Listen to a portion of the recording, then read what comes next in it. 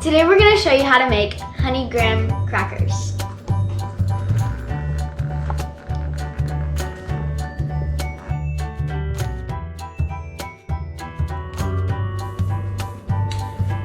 For the graham crackers, we have 2 cups of flour, 2 teaspoons of baking powder, 1/4 teaspoon of salt, 3 tablespoons of brown sugar, 2 tablespoons of honey, 2 teaspoons of milk, 2 teaspoons of vanilla, 1 teaspoon of cinnamon, and 1 stick of butter.